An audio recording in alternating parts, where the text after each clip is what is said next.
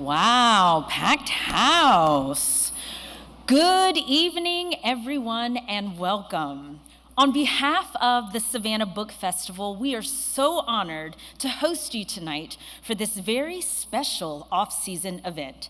I am Cecilia Arango, a member of the SBF Board of Directors and co-chair of the Author Committee. It may not be February, but the Savannah Book Festival is in full swing tonight. And what better way to celebrate than with one of the most beloved storytellers of our time? Tonight marks the launch of Nicholas Sparks' newest novel, Remain, a supernatural love story, a one-of-a-kind collaboration that explores the mysteries of life, death, and human connection. This groundbreaking project was co-created with none other than M. Night Shyamalan, the visionary filmmaker behind The Sixth Sense and Signs. Together, Sparks and Shyamalan have crafted parallel versions of the same story, Nicholas as a novel and Shyamalan as a screenplay. The novel releases today, and the film, starring Jake Gyllenhaal and Phoebe Dynevor, of Bridgerton fame, is set to hit theaters in October of 2026. As one of the most haunted cities around, we are delighted to play a small part in the launch of Remain. I have just a few quick housekeeping notes before we begin. Please take a moment to silence your cell phone. Even if you think you've silenced them, please take a moment to whip that sucker out, take a quick look at it, put that baby on silence. We've set aside time for a Q&A session later in the program. After the Q&A, a professional photographer will be available for photos with Nicholas, and final instructions will be shared at the conclusion of this event.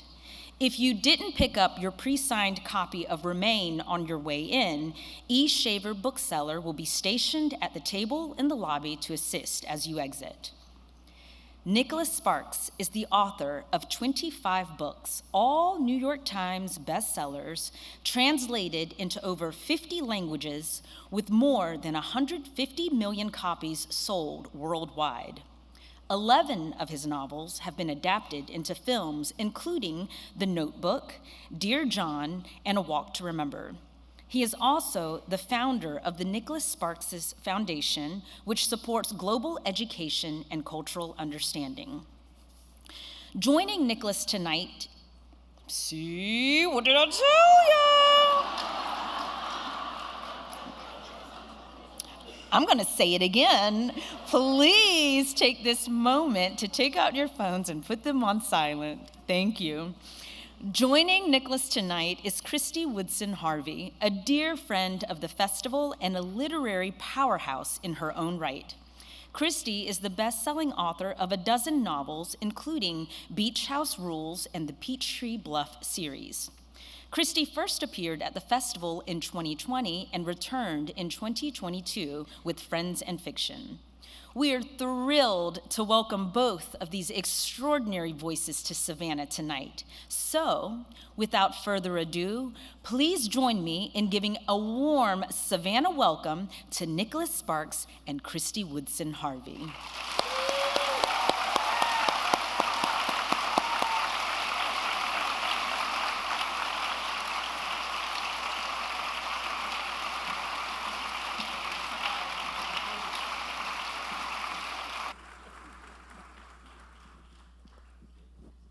Thank you.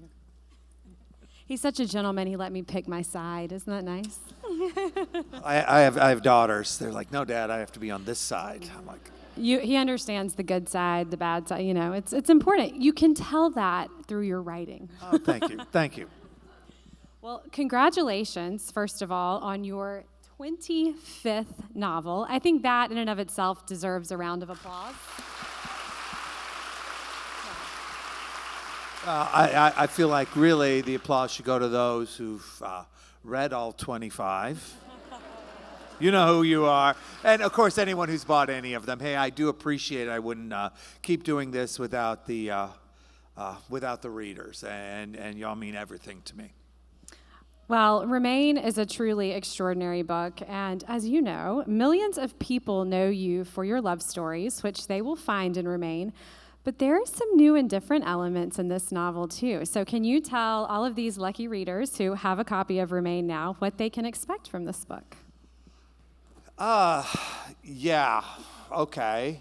How do you do these things without, like, I know. spoiling You know what? the I was book, actually right? going to do it for you. I was going to be like, Remain is a novel about blah, blah, blah, because I hate doing it about it was already said in the opening, my wonderful introduction.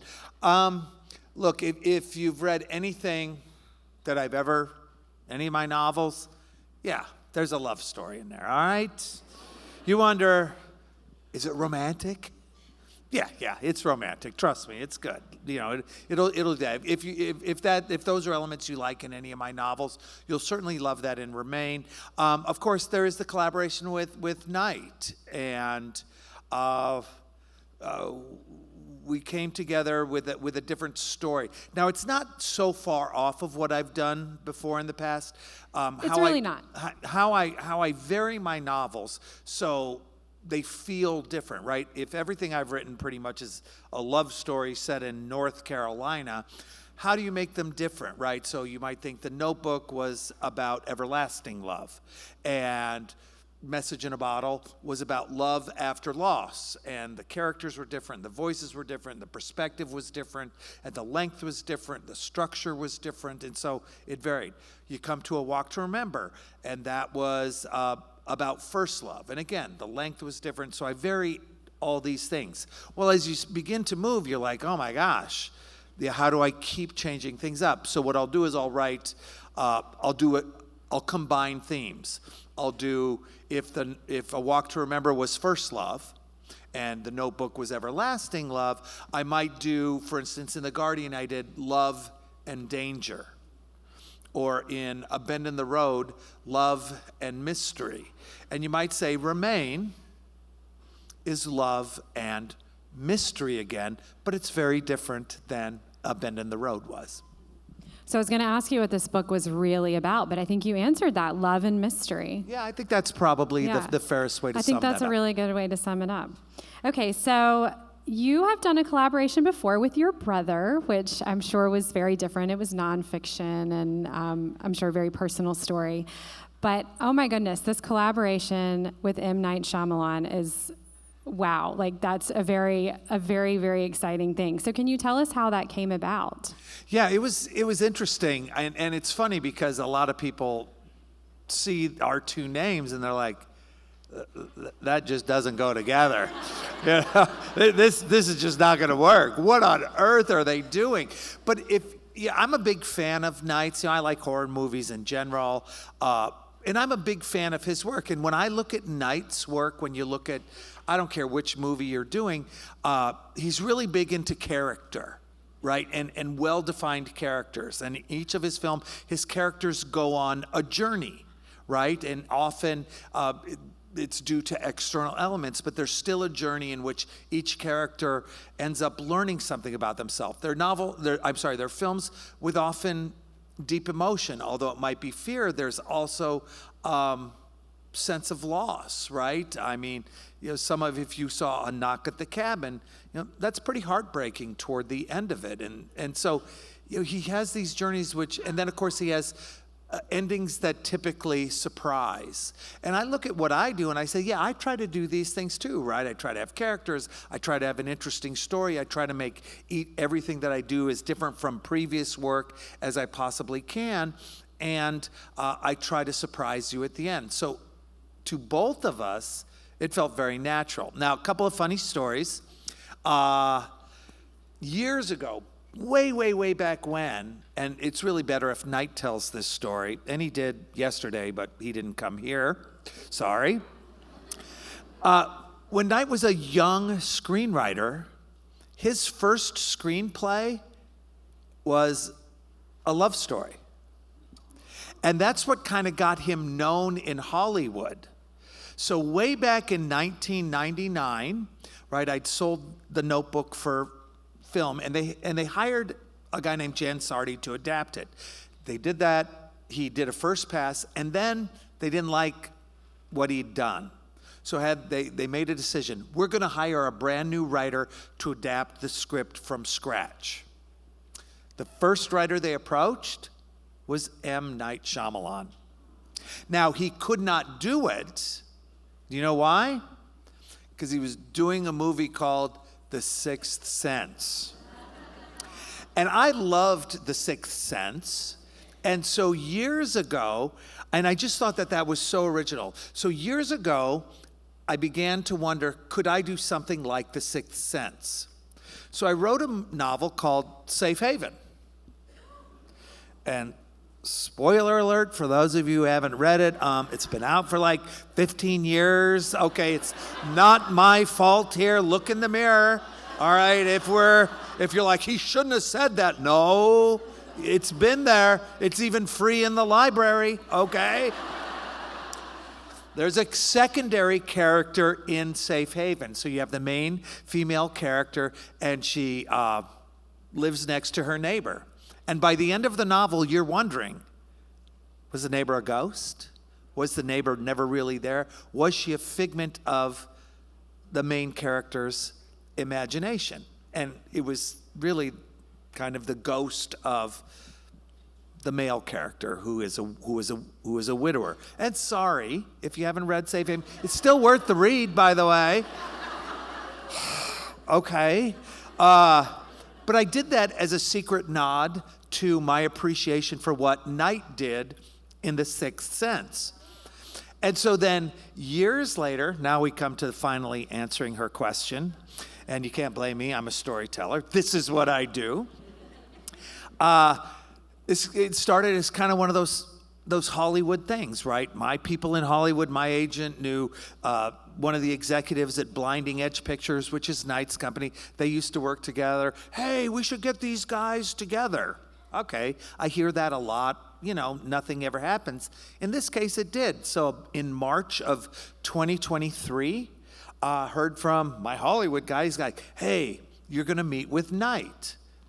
And I said, okay, there's a purpose for the meeting. So the plan for the meeting was for Night and I to meet in May, 2 months later. And each of us had to come up with an original story that would work as a novel and a film that would satisfy his audience and mine fully. So I put my thinking cap on in North Carolina. He put his thinking cap on in Pennsylvania. We show up in May. We pitch each other our stories, 5 or 6 sentences. That's all you need. It's the outline of an idea, okay? We decide then and there, okay, let's do Nights, right? Okay, we can do that. I chose it because, hey, look, he wants to do a love story. I've done that before. This is easy. It's a layup for me, folks. I'll take a layup. Why work extra hard, right? So we do that. So in May of 2023, we start hammering out all the details of Remain. Who's the main character? Where's this setting? Why is he there?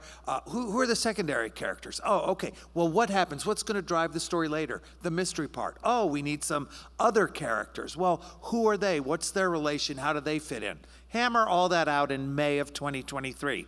Now, at that point, there was also a secondary purpose to the meeting, and that was to see whether we wanted to work together, right? I don't need him, and he doesn't need me. So do we want to work together? Is it going to be good? Or, frankly, is it going to be more stress than it's worth? Because not every collaboration, some are terrible, right? And neither one of us had time for that. Well, we got along very well, but we didn't know what we were going to do. Was I going to write a short story and he was just going to produce it? Was I going to write a novella and he was going to produce it? We didn't know. And okay, so walk away from that meeting. Nothing at all happens until August of 2024, last August, or a year ago, August. And he called me up and he said, the last 3 movies I've done, they've been kind of dark. I want something a little more pure and light. I think the story we talked about is going to be my next movie. By my next movie means he's going to write the script, he's going to direct it, he's going to produce it. And I said, okay, then I guess I'll have to write a novel. And so the way to think about this is it's not an adaptation. He didn't take my novel and adapt the screenplay, nor was it a novelization. I did not take the movie and write a novel out of it. You got to think of this as like identical twins that came from the same seed, right? Identical, and cell splits, and then they're raised by entirely different fathers. That's how you got to think of this. Same main characters, same secondary characters, pretty much the same setting, same kind of chain of events. Hey, I did my version of that story that we conceived, and he did his version of that story that we conceived. So are there differences? Of course. But there are differences in movies when compared to films. A novel's a story told with words, and a film is a story told with pictures. Some things work better in one than the other. So, I hacked through that. I started, I think, writing October 12th, finished January 29th, edited, and here I am on tour. Yay!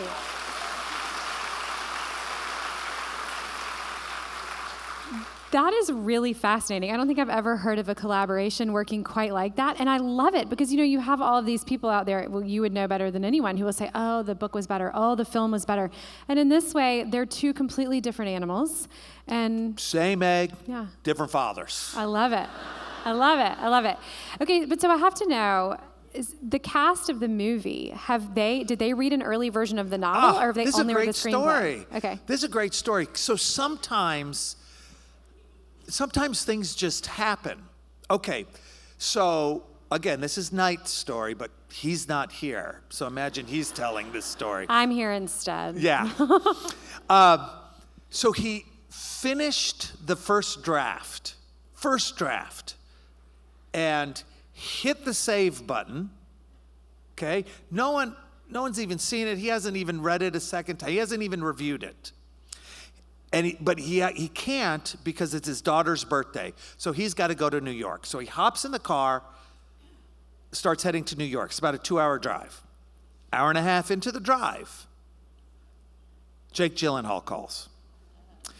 And he says, Knight, I'd really like to be in one of your movies. And so then they talk and they do this. And Knight says, where are you? I'm in New York. Well, I'm going to New York. Well, you want to meet for tea. So they decide to meet for tea the next day. So after they hang up, Knight calls his assistant and says, hey, that thing I just printed? Not even a title yet. That thing I just printed or saved? Print it out, put it in an envelope, drive it to New York. So she does. Shows up in the hotel, hands it to Knight. So Knight and Jake meet for tea. And you know what Jake talks about? It's like he's seeing this woman, and she's the love of his life, and all they're talking about is love.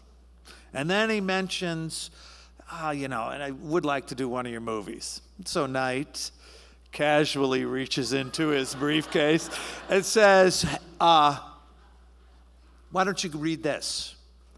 Jake had no idea it was coming. He says he took it, and he's holding it, and he's in the elevator like this, holding the envelope over his chest like this. He calls Knight, 2 days later, says, I'm in. Well, we got Jake Gyllenhaal. And, I knew that story way back from October. And, of course, the hardest part for me was I couldn't tell anybody, but boy, did I feel like I was walking around with a secret in my pocket, It was pretty exciting. Okay, so then Phoebe, who plays Daphne in Bridgerton season 1, which, by the way, means nothing to me, but my house manager, who's a female named Jeannie, she loved Bridgerton. And when I said, yeah, Jake Gyllenhaal's in the movie, and Phoebe Dynevor, she's like, Phoebe? I guess Bridgerton fans love Daphne. I guess there's a character named Daphne. Anyway. And the Duke. So there were 3 main people up for the role of Wren, who's the main female character. And Phoebe was one of them, and she just, her demeanor and everything, she was Wren tonight. And of course, then the rest of the casting came together. And no, I'm not going to tell you who the other two were. Well, I cannot wait to see that. Oh, you're because right. Yeah, they it's good. are, I mean, those are two really amazing. That's a very star-studded cast. And you got to be on the set some this summer, I hear. Yeah, I was on the set a couple of times, but I generally don't stay on set a long time. There's a couple reasons for that. The number one reason is it is like horrifically boring. You guys have no idea the level of boredom you get. Okay, I will tell you what it is. Here's what a movie is. So you get there, and let's say they're going to start shooting at 10:30. So you want to be on time, right? You show up at 10. So you sit. And meanwhile, you see a guy setting up a camera here and doing this and doing this. A couple of people you don't recognize standing in. So then finally the actors come and it's 10:30. They each have 3 lines. So they have the camera and they're pointing it on Kristy here, and she says her line, I say mine, line. Okay. Then they do that 7 times. Then they break, and the actors go off, and then they spend the next 45 minutes moving the camera from here, because see, it was aiming at Kristen. Well, now we got to put it there to aim at me. So you're watching people move cameras. So then they come out, and here come the actors again, and they do the same 3 lines each. But now we have it on Jake, his face, you see. Okay, then break. See, you know why? Because we don't have the establishing scene. So they spend 45 minutes moving the camera here, see, so they could see me and Chris walk like this and approach each other 7 more times. And then they break. And then they're like, we need the scene from up high. Oh my, so they got to move the crane in. Now imagine, if you're the guys doing the camera and the lights, and man, you're busy and you're working. If you're me watching, you're like, you're on your phone, you're scrolling, you're playing backgammon, Royal Kingdom, whatever your game is. You're just, I could be watching anything, right? That is a movie. And you do that for like 9 hours to get like 4 scenes of 3 lines each from all these different angles. That's making a movie. Okay, so that's one reason why I don't go. Or spend a lot of time. The other reason is frankly, I'm a distraction. I make people nervous. I have no idea why. But I don't want to be a distraction. I want a good movie made. And so, okay, I'll come in, do nice, say the hellos and spend a few days, do all the media that I'm supposed to do when I'm there. But yeah, there you go. Isn't it fun getting the truth? The truth is great. Okay, so you've obviously had a lot of movie adaptations before. So have you ever gone into a novel knowing it was going to be a movie before? And does that Yeah, a couple of times. Not Okay. only Remain, but the last song. I knew Miley Cyrus. That story, again, it's kind of one of those kismet things. Miley had a 2-movie thing at 2-movie deal at Disney right after Hannah Montana. She'd done one. They said, what do you want to do something like? She said, I love To Walk to Remember. And so Adam Shankman, who directed To Walk to Remember, called me, and ironically or strangely or coincidentally, whatever you want to say, I was in the midst of thinking of writing a story with the main protagonist as a teenage female. So I'm like, yeah, I'm thinking about it. I don't have the whole story yet. If I can figure it out, if it all comes together, I'll call you. Well, I did figure it out. I told Adam, and then he said, okay, you got to go meet Miley. So I went to LA, went to Miley's house, pitched her and her family the story like I'm telling a story, right? And I had it, and And because I had the story, it was going to be my next novel no matter what. It was just whether I was going to do a movie with Miley. She loved the story, told Disney, I want to do this one. So I had to write the script, right? No one else knows the story. So not only did I have to write the script, I had to write the script before the novel because of Miley's, the film schedule they had. So I think they had to film over the summer. They filmed right around here over at Tybee Island. So I think they filmed in May and June, or June and July, something like that. The novel wasn't coming out till October or November. So I wrote the script knowing it was going to be Miley. In fact, Miley picked the main character name. She named it after her grandfather who passed away, Ronnie. So I called her Veronica, but she's short Ronnie in the novel, but that was Miley, and I knew she would do it, yeah. That's really cool. So you wrote that character with her in mind. Yeah, I then, pictured obviously. Miley the whole way through as I was writing. So do you prefer novel writing or screenwriting, or are they just different animals? Different animals. I think screenplays are easier, and I'm very good at them. But the difference is if you're a novelist, you're the king. It's your novel. You know, your editor can make suggestions. You don't have to make them, right? You're the king. It's your book. It's your name on the cover. You're the king.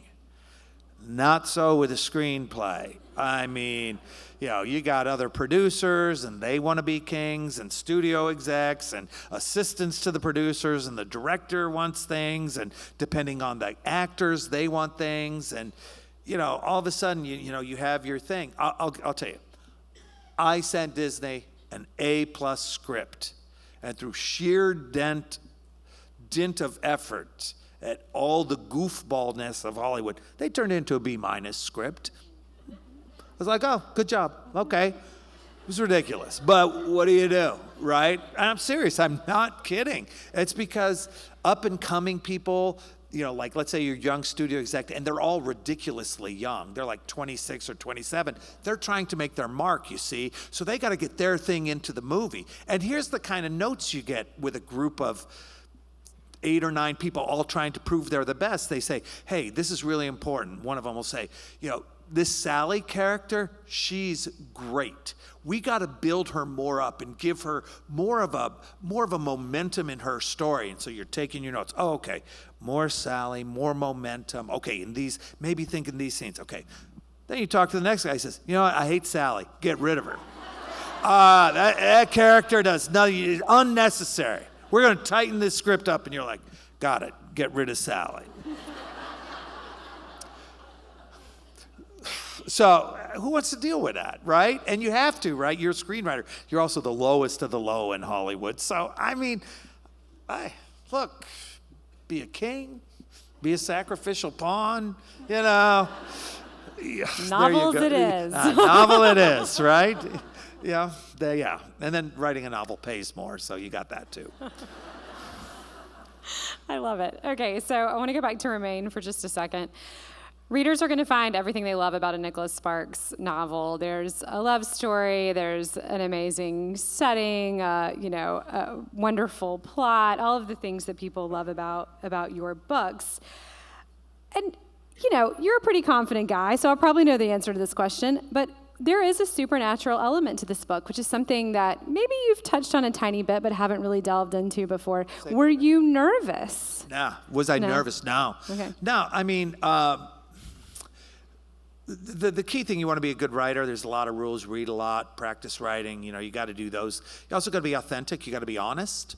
And so you got to be honest about the scenes you're writing, whether it's, hey, I want this scene to feel romantic, or I want the reader to feel infatuation or feel curiosity, right? You know, as long as you're authentic and which means you're making your characters authentic and honest in that moment, you're like, well, how does it feel when one is curious or uncertain? Whatever you're trying to do, right?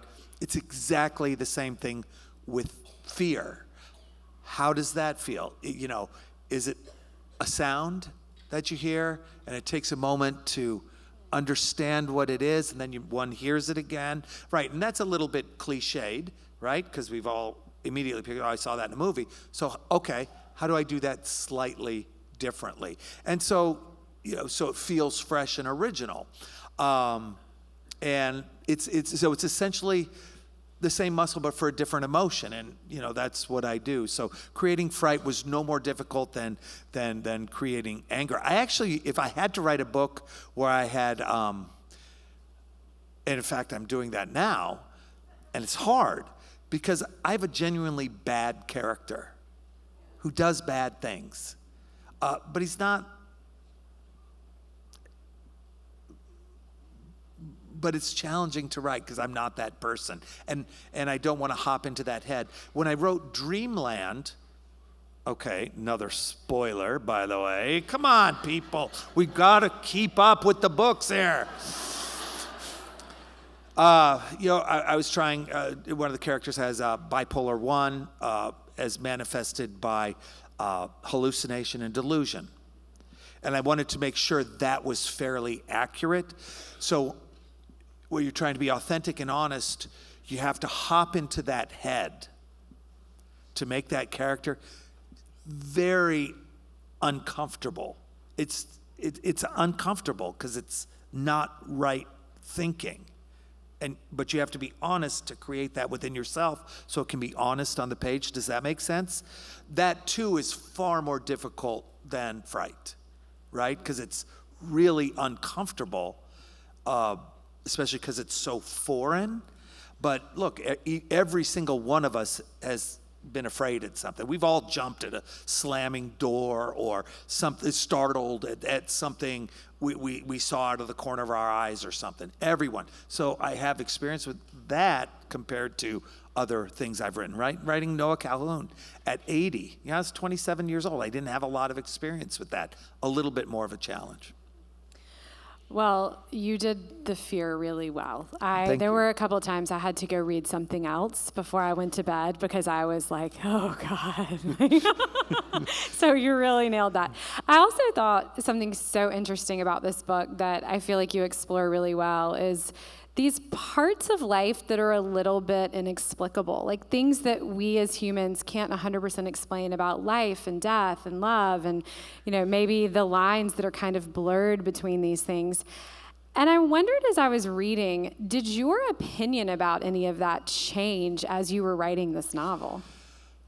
I don't know if my opinion changed. Again, I think a key thing, and when I say honesty or authenticity, this is the same advice that Stephen King gives in On Writing. It's the same exact thing Knight said. And there's just a lot of truth to that. So I think I was probably close to the same person I was at the beginning as I was at the end,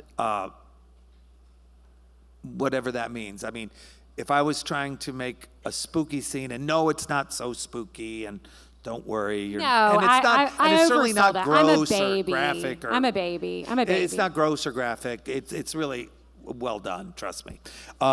Just right. Just the right level of spookiness. It's not the Fear Factory walking through that. It's more like you go on a house in Halloween and there's spider webs and dance and a moving something, that kind of thing. Okay, I love that. Yeah. Sorry, maybe I oversold that. I'm a baby, though. And you know how before bed, everything's a little scarier? Yeah, of course. Yeah, the nighttime is a little scarier. Oh, and the movie will have its moments, trust me. I am sure. It's going to be a great movie. I can't wait.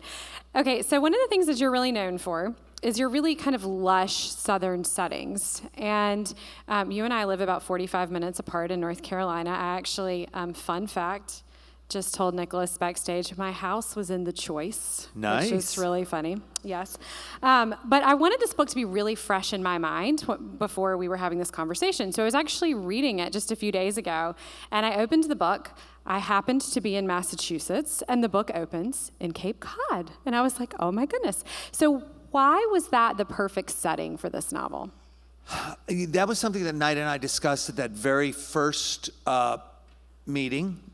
We're thinking, hey, you might do something a little ghostly or whatever. It feels kind of New England-y to me, I know. I mean, when someone says, look, there's a ghost story in L.A., I'm like, really? L.A.? Has it even been around long enough for a ghost? Or maybe, but probably wouldn't be an interesting ghost, right? Maybe be a little vapid or something, right? We're going to get interesting ghosts up, 16 Salem and all that. Yeah, that area. I think that's why we both chose it. It just felt right. Sometimes it just feels right. So that's part one. And then part two, it was a collaboration, so I didn't necessarily mind moving away from North Carolina for this. Well, it was a wonderful setting. I absolutely loved it. Okay, so what are you hoping that readers will take away from Remain? Oh, gosh, always the same thing. It's always the same thing.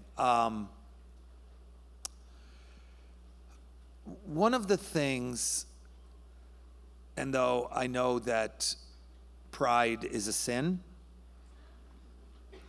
but in those moments when I say to myself that this is a job well done, can we say it that way? I try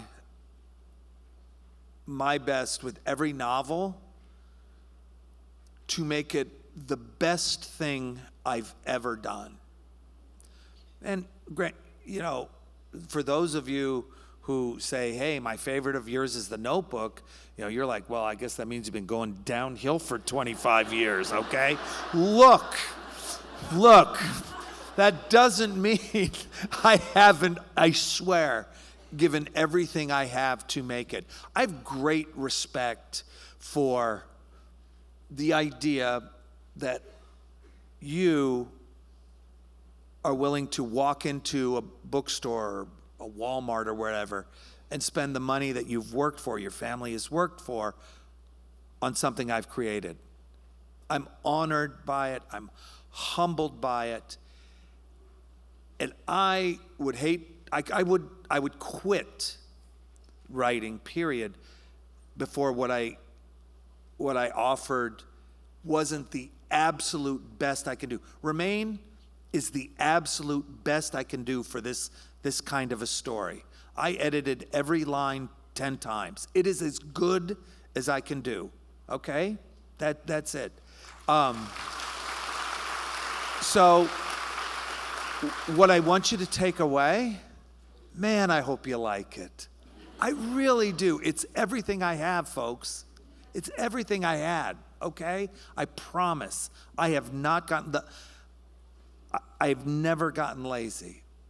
And of course, right, look, this is how I make my living. Hey, you like it? Tell someone, right? And then, but mainly, you know what I hope? I hope that 10 years from now, when you have this book and it's on your shelf or in a stack, or you pass it in a bookstore, or you see it in a neighbor's house, you're like, oh, I remember that. I like that. But I want you to think that 10 years from now, because I want my books to be that memorable to you.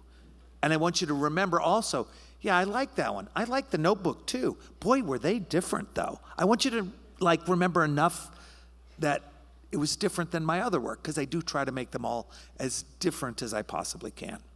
I love that. That's a good goal. You do that very well, too. Okay, since you mentioned The Notebook, I was telling you this backstage. I remember when I was first trying to get published, and you had submitted one of your query letter for The Notebook, I think to Writer's Digest, to show aspiring writers how to write a query letter, and it was very instructive, so thank you for that.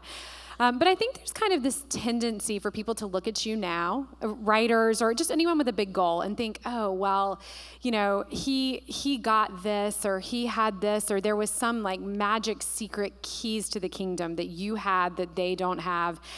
And reading your story is kind of extraordinary. So for people who might not have heard about your road to publication, can you talk a little bit about how your first novel came to be?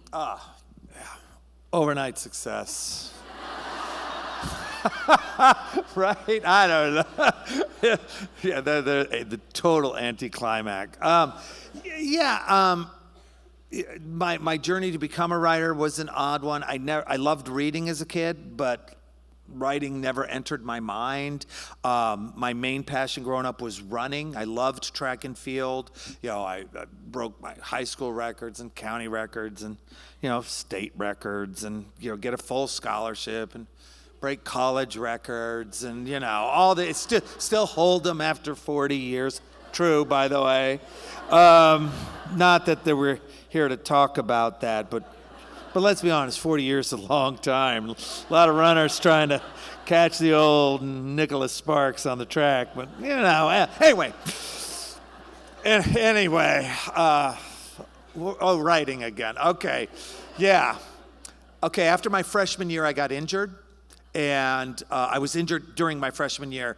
It was Achilles tendonitis, severe swelling, the whole bit. I go home, I go to the doctor, and I say, hey, how do I get how do I get better? He's like, it's really easy, you just can't run. This was what I loved more than anything in the world, and I was depressed, moping around the house. I was 19 years old. My mom, she said, look, don't just pout, do something. I'm like, what? What is there to do? Life is meaningless, right? Well, these overwrought 18-year-old, 19-year-old responses. She's like, well, I don't know. Go write a book. I'm kind of going great. Okay, right? I was reading a lot of Stephen King, so I grab a typewriter and box paper, and I write my first novel over a period of 6 weeks. And it's unpublished. It's a horror novel. I get back to college. Can't make a living being a writer, so I major in business finance. I graduate. Don't know what I'm going to do with my life. So I write a second novel. At that time, I'd been reading a lot of Agatha Christie, so I wrote myself a murder mystery set in the 1920s. Again, it wasn't published. At 27, I do a variety of jobs. At 27, I have a midlife crisis, basically. What am I doing with my life, right? And I was selling pharmaceuticals then. And a couple things happened. Like I said, at that time, my second son was not a good sleeper at night, so he was awake a lot, and he was only a year old, right? So my Kathy, who I was married to at the time, she was going to bed at like 8 o'clock at night. And so the house was quiet, right? And so I had an opportunity. What do? Do I watch TV for 3 hours? Or do I chase a dream, right? And I realized I liked the idea of chasing a dream, kind of the same reason I like running track and things. You chase a dream. And so that's it. And everyone here has that same choice, right? You get home in the evenings, look, you watch TV, you scroll, read the internet, or you chase a dream. My dream was, okay, let me see if I could try writing again, but this time I'll give it a real chance. And I conceived this story, largely inspired by Kathy's grandparents, who had this great love story. And a lot of the elements of their love story went into, the novel that eventually became The Notebook. And I wrote it primarily, I was giving myself, okay, I'll give myself 3 chances. If I never get published, I know I'm just not cut out for this. But then it's like, what are you going to write? Well, this was a story that I thought I could write. I just thought I could. And I hacked it out and, get an agent, and there I am. I love it. Yeah, I mean, there's more to that, right? Yeah, but I don't know how much time we have. We might have questions. So, but yeah, I had to get an agent and then get a publisher. And and then I was offered a life-changing advance, and it was great. But yeah, it was fine. The advance for The Notebook, I was earning about $40,000 a year at the time, and my wife wasn't working, so it was me, 2 kids. So we're just very typical, right? They offered me $1 million for that book right up front. And it's a size, and I'm not embarrassed. It's on the Wikipedia page. Everybody knows. Everybody knows. No, you don't know what I earn now, but it's $1 million then. Okay. But it's so interesting. It sounds like all the money in the world, and it sounds like so much. But right, this is where your math and business finance comes in. You're like, oh, okay. Let's subtract the agency's commission.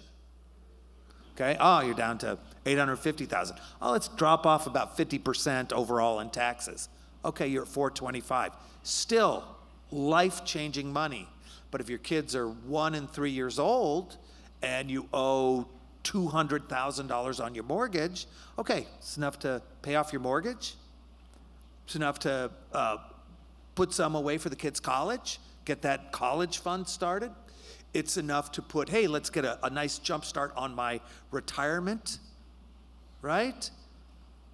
But there's not much left of it. You still got to turn on the lights and eat for the next 50 years. So I got that, and I didn't even tell anyone at work.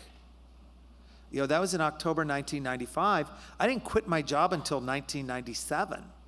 And it was funny, right? Most of the doctors and nurses knew, but my boss didn't know. And I remember in October 1996, right, the book's about to come out. He's living in Charlotte. And there I am on the front page in Charlotte. He meets me, for the morning. He's like, hey, what's going on? And then I did that math, and he said, yeah, that makes sense. So the only time I was willing to give that up, because again, you have to eat for the next 50 years, right? Message in a Bottle was going well, and because the Notebook had been successful, the publishing house was willing to pay me for Message in a Bottle too, and there was some movie interest already. And only then was I willing to say, okay, I'll stop my job and think that, okay, fingers and toes crossed, maybe I can do it again. And I worked really hard on Message in a Bottle to make it very different than the Notebook, but still within the realm of a love story in North Carolina. And that was a story inspired by my dad after the death of my mom. So anyway, it's been one book ever since. Yeah, one at a time. One at a time. Lucky us. Yeah, thank you.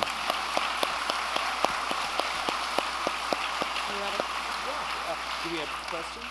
Thank you, Nicholas, for having such a fun and engaging discussion with all of us and giving us the, behind-the-scenes scoop on your writing and filming.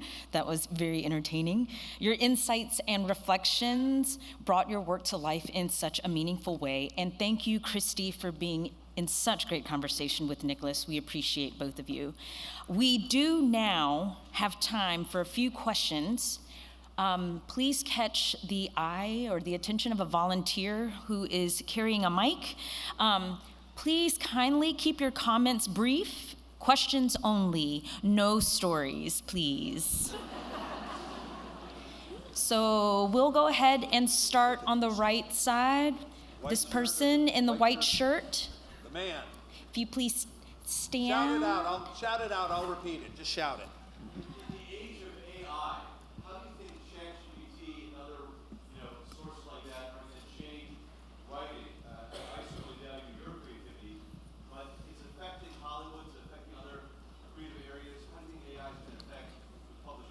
So the question for those who didn't hear it, how is AI going to affect the publishing world? Yeah, it's going to, yeah.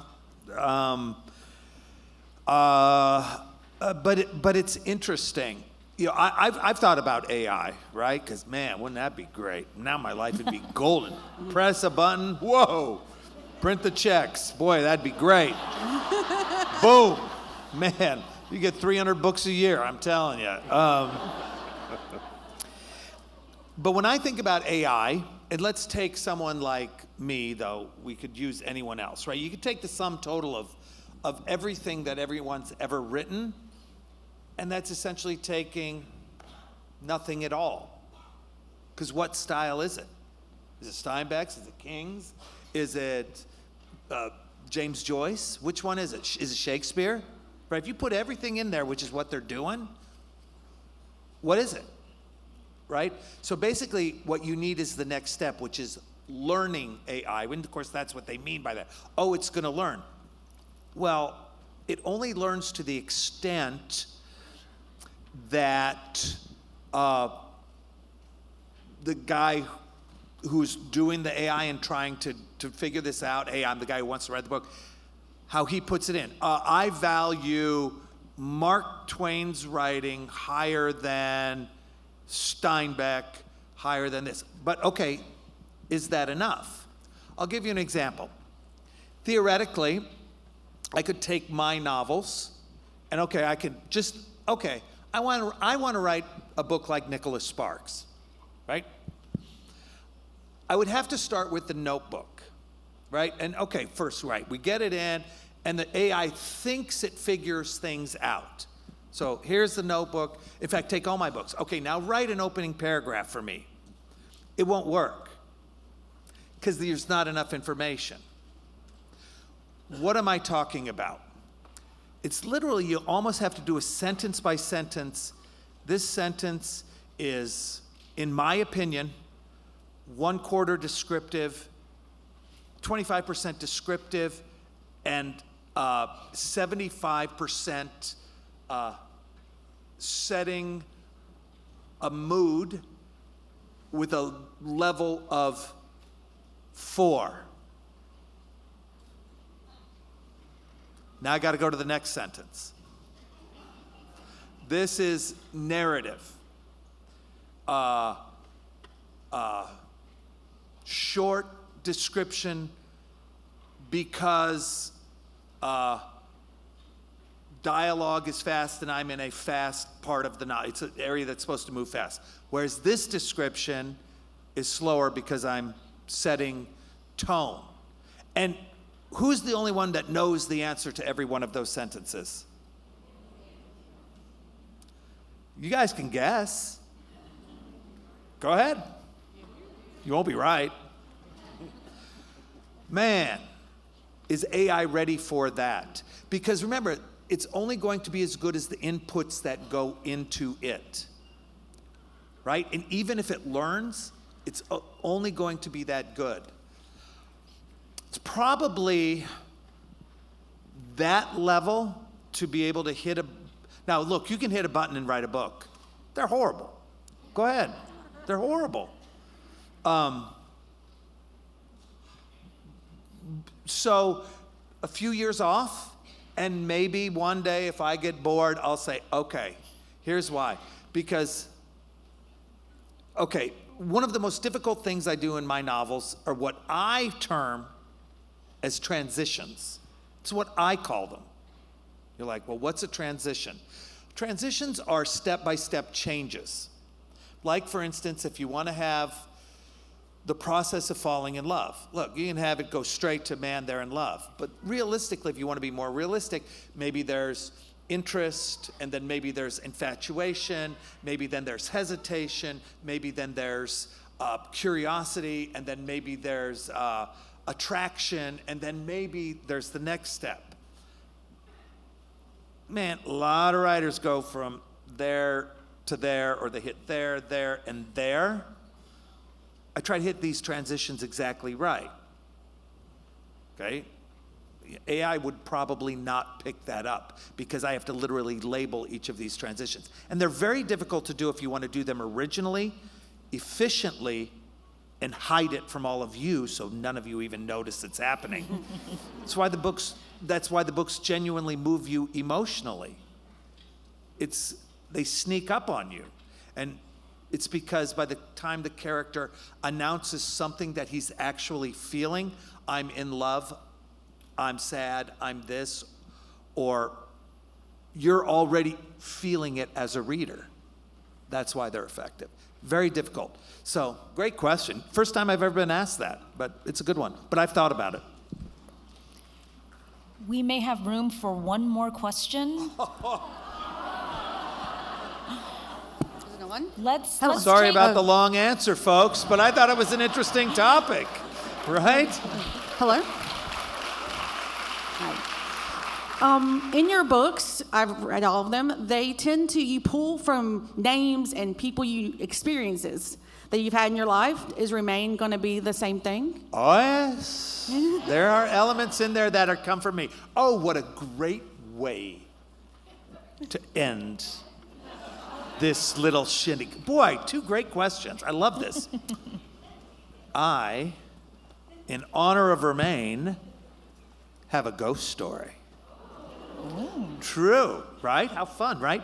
So when I was growing up, I dated a girl named Lisa Mills in high school, and her parents were Pat and Bill Mills. Now, Bill is also known as Billy Mills. He's an Ogallala Sioux Indian from the Pine Ridge Indian Reservation. He was orphaned eventually goes to college and goes to the Marine Corps. He wins the Olympic gold medal in the 10,000 meter run in Tokyo. He's the only American ever, even today, he won it in 1964, ever to win. He's the only American ever to win the 10,000 meters.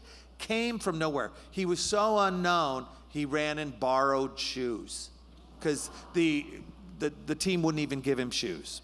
Okay, out of nowhere wins. You can catch it on YouTube. They made a movie about him called Running Brave. Okay, so that's Lisa's parents. So, of course, I date Lisa, I meet the parents. And guess what? He's a serious runner. Bill, right? So, man, idolized that guy. So sadly, me and Lisa, we don't make it. I remember going to the parents' house. Yeah, I'm really sad about Lisa, but man, I don't want to lose you two. And they're like, oh, that's okay, we love you too. To the point that, I eventually get married. They pay for me and Kathy's honeymoon. They're the godparents of my first child. And get this, even when I have 5 children, and I would fly from North Carolina to Sacramento, California, where they live with 5 children and 2 nannies, we'd stay at Pat and Bill's house. Okay, yeah, Lisa calls me the ex-boyfriend that never went away. All right, they're wonderful, wonderful people. Yeah, we're getting there. I just had to set the stage. Okay, here it comes. Bill is very famous in the Indian world, or if you prefer, the Native American world, obviously, right? He's a genuine hero. So as he travels and gives speeches, he was a motivational speaker, he was given gifts by numerous tribes. Full Indian headdresses, eagle feather headdresses, illegal to own unless you're Bill, basically, and you're named a chief in your tribe. He gets all these tomahawks, you name it, his Olympic gold medal, amazing stuff. Well, he was given an eagle bone whistle. Yeah, whistle carved from an eagle bone that had been owned by black elk. You can Google black elk if you want, but I'll tell you what he was. He was a very mystical, powerful, mystical Sioux Indian from Pine Ridge in the early 1900s, kind of a shaman. So he gets this eagle bone whistle, and he puts it into his, the library in his house, his cabinets, right, with his headdresses and his gold medal and all the cool Indian stuff. Well, it's in there. Me and Kathy and the 5 kids go out for our summer visit, and there we are at Bill's house. And I'm sitting there on the couch, and I'm just seeing movement out of the corner of my eye. And I look, and there's nothing there. Nothing that could be causing it. Flickering. Look again this side. Nothing there. Happens over and over. That night, my wife, Kathy at the time, wakes up. She hears tom-toms, Indian tom-toms. It's like, who the hell's playing the drums? So she walks from this end of the house, and by the time she gets here, it's coming from where she came from. And she goes back here, and now it's coming from there. We talk about this in the morning. We say, Pat, Bill, your house might be haunted. And they're like, oh, you mean George? I'm like, okay, explain. The whole bit. Flickering lights they're telling me about, slamming doors, and then this is what happened. So it's the middle of summer in Sacramento. It's very dry in California. It's a desert, right? It doesn't rain much. And all of a sudden, cloud rolls in, a lightning bolt shoots from the sky, true story, hits an oak tree in their yard, splits the oak tree in half. Half hour later, Lisa comes over to their house, and she says, Mark and I are getting divorced. That was the tree where they'd taken all of their wedding photos. Wow. So Bill says, okay, this eagle bone whistle does not want to be here. So he's got a speech at Pine Ridge, and so he flies it back, finds a descendant of black elk, right? A distant great-great-great-grandchild or whatever. He says, hey, this does not want to be here. he gives it back. He flies home at the end of his speech. Bill is not prone to exaggeration. He doesn't have to. He's just one of the greatest, most honest people you ever meet. He says he walked in the door, pushes the door open. He feels this big whoosh of, thank you. Since then, no flickering lights, no slamming doors, weird lightning bolts, fluttering in the corner of the eyes, or tom-toms. Now, as you read Remain, you'll perhaps notice that one of the characters, perhaps, might have some flickering in the corner of his eyes that he can't explain.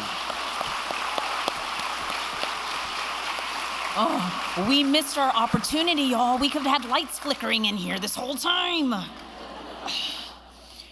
Thank you so much. That concludes our Q&A for the evening. Let's give one more heartfelt round of applause. I wouldn't want to say one more thing. All right.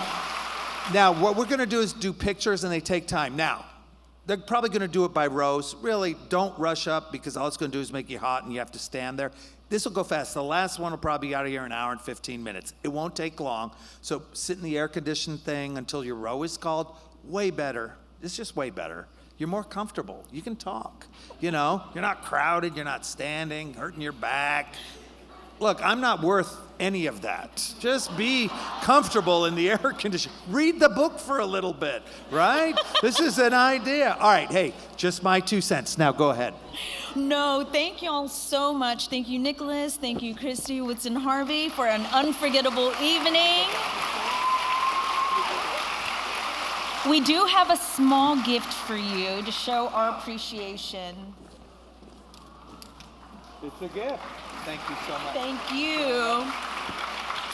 All right, guys, the fun isn't over yet. Nicholas has generously arranged for a professional photographer to take photos with guests who are interested. So if you'd like your photo taken, please remain seated. If you aren't planning on having your photo taken, now's the time to hit that stage left door right this way. So if you want your photos taken, remain seated. If you need to leave, please exit out the stage door left.